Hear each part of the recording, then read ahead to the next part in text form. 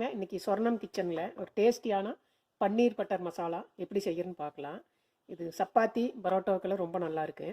இது வாங்க எப்படி செய்யறதுன்னு பார்க்கலாம். இப்போ வானல் அடுப்பில் வச்சு எண்ணெய் ஒரு 3 டீஸ்பூன் விட்டுருக்குறேன். இதில் பெரிய வெங்காயம் ஒரு மீடியம் சைஸ் 4 வெங்காயம் கட் பண்ணி போட்டிருக்கிறேன். அதுக்கு கூட 10 முந்திரி போட்டுக்கலாம். 4 தக்காளி,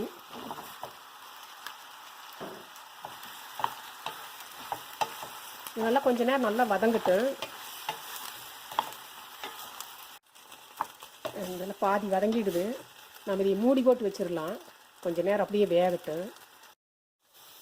வெங்காயம் தக்காளியில் நல்லா வெந்துடுது, நல்லா கரைஞ்சிடுது. இதைய ஆற வச்சு மிக்சியில் அரைச்சி எடுத்துக்கலாம். இந்த தவாவில் இந்த பன்னீரெல்லாம் பொரிச்சு எடுத்துக்கலாம்.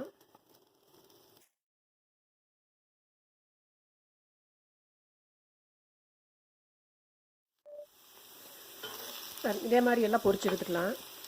கொஞ்சம் இப்படி பொரிச்சு போட்டோம்னா கொஞ்சம் கிறிஸ்பியாக நல்லாயிருக்கு. நீங்கள் சும்மா கூட அப்படியே போடலாம்.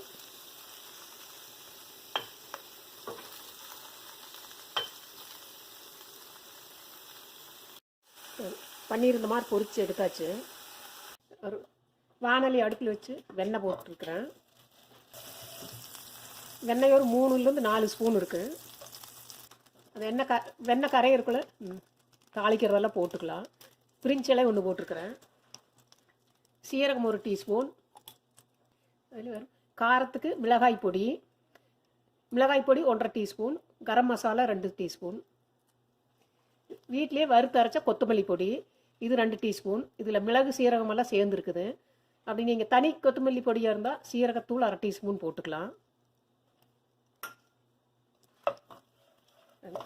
இப்படியே நல்லா கலந்துக்கலாம். கரிஞ்சிராமல் பார்த்துக்கணும். இஞ்சி பூண்டு 2 ஸ்பூனு நான் அப்படியே துருவி இருக்கிறேன். நீங்கள் பேஸ்ட் இருந்தாலும் போட்டுக்கலாம். நான் இதில் அப்படியே துருவி போட்டிருக்கிறேன்.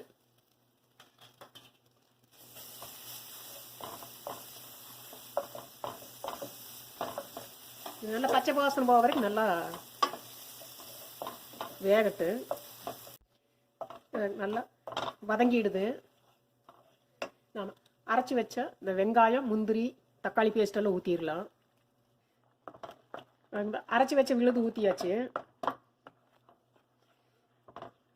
இப்படியே நல்லா கலந்து விட்டுறலாம்.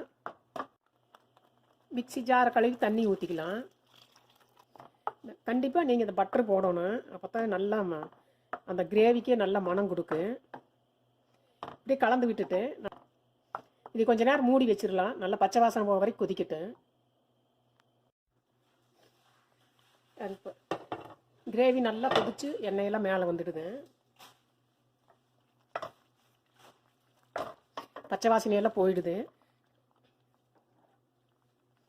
அந்த பொரிச்சு வச்ச பன்னீரை போட்டுடலாம். இந்த பன்னீர் பொரிச்சிட்டோம்னா கிறிஸ்பியாக நல்லா இருக்கு சாப்பிட்றதுக்கு.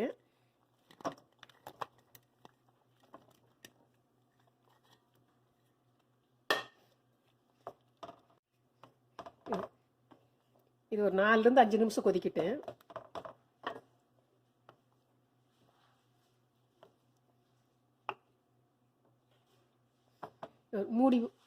மூடி போட்டு வச்சிடலாம்.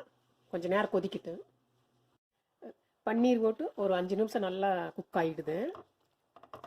இந்த ஸ்டேஜில் சர்க்கரை ஒரு 1.5 ஸ்பூனு. இது ஒரு இனிப்பு சுவை கொடுக்கு, நல்லா டேஸ்ட்டாக இருக்கு.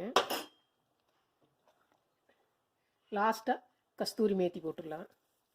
இது வந்து வெந்தயக்கீரை காஞ்சது.